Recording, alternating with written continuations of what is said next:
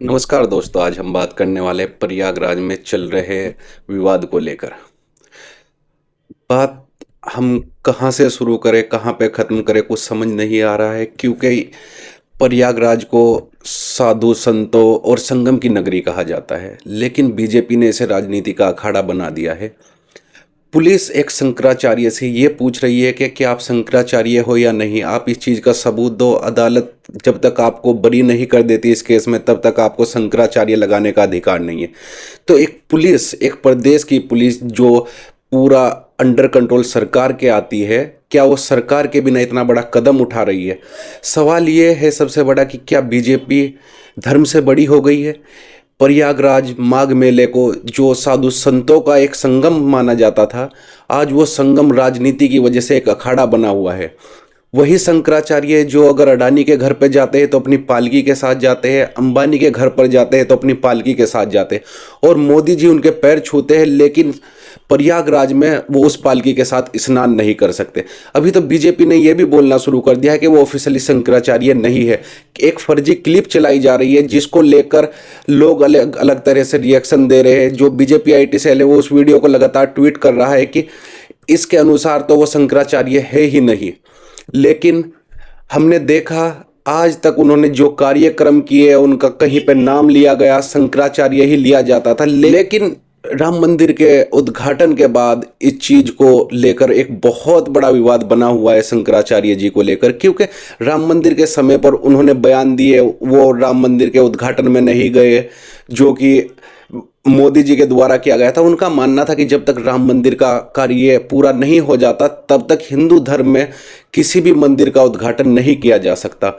लेकिन वहां पर भी बीजेपी ने खुद को आगे रखकर उस मंदिर का उद्घाटन किया। शंकराचार्य जी की एक बात नहीं सुनी गई, जिस कारण उनको माना जाता है कि कहीं ना कहीं वो बीजेपी के एंटी है।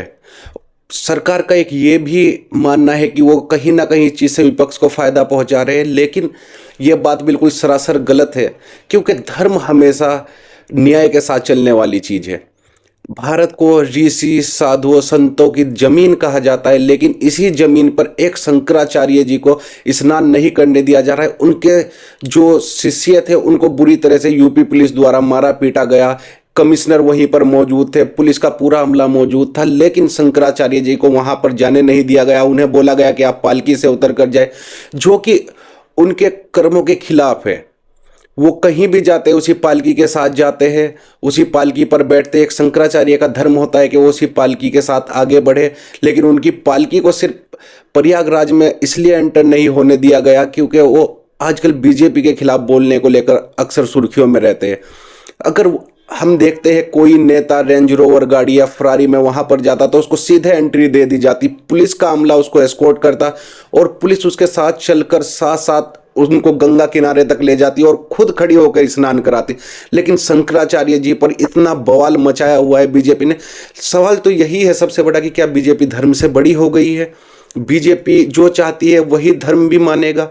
ऐसा तो नहीं हो सकता। एक भीड़ इतनी बड़ी भीड़ खड़ी कर दी गई है जो बीजेपी समर्थकों की है, जो रात दिन सुबह शाम उठते बैठते सिर्फ शंकराचार्य जी को गालियां दे रही है। वही शंकराचार्य जो हिंदू धर्म में 4 शंकराचार्य है, उनमें से एक स्वामी जी शंकराचार्य जी है जिनके साथ ये पूरी घटनाएं हो रही है। लेकिन बीजेपी लगातार इस पर चुप्पी साधे हुए है। मोदी जी अभी तक इस पर एक शब्द नहीं बोले। कल केशव प्रसाद मौर्य जी ने कहा कि शंकराचार्य जी माफ कर दीजिए जो हुआ, लेकिन आज फिर हमने देखा अभी तक यूपी पुलिस ने उनसे कोई नोटिस जो उनके आश्रम के बाहर लगाया गया था वो नोटिस अभी तक वहीं पर चस्पा है। और दूसरी तरफ यूपी पुलिस अभी भी यही बोल रही है कि स्वामी जी को पालकी के साथ नहीं जाने दिया जाएगा। एक और तरफ कल यूपी पुलिस ने उनको टेंट दिया गया उसको भी खाली करने का नोटिस दे दिया है, लेकिन स्वामी शंकराचार्य जी अभी भी वहीं पर डटे हुए हैं। उन्होंने सीधा और साफ बोल दिया है कि माफी से कम कुछ नहीं, पहले पुलिस माफी मांगेगी, उसी के बाद जो भी होगा हम सोचेंगे। इसी तरह हमने पहले भी देखा 2013 के समय, अखिलेश के समय स्वामी शंकराचार्य जी और उनके शिष्यों पर लाठी चलाई गई थी। अभी हाल ही में शंकराचार्य जी ने एक बयान दिया है कि अखिलेश जी हरिद्वार में मेले में आए, उन्होंने माफ़ी मांगी। हमने बोला कि अगर आप हमारे गुरु जी से माफ़ी मांगेंगे, अगर उन्होंने माफ कर दिया तो हम माफ कर देंगे। उन्होंने कहा कि अखिलेश जी ने हमारे गुरु जी से भी माफी मांगी, जिसके बाद हमने उन्हें माफ कर दिया। लेकिन योगी जी पता नहीं क्या सोच कर बैठे, खुद को धर्म से बड़ा मानने लगे, शंकराचार्यों से बड़ा मानने लगे, वो किसी की सुनने के लिए तैयार नहीं है।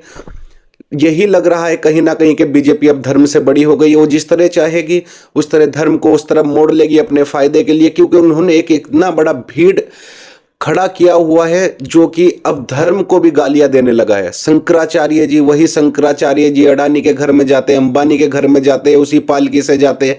मोदी जी पैर छूते हैं, लेकिन आज उनकी पालकी को प्रयागराज मेले में स्नान तक जाने नहीं दिया जा रहा है।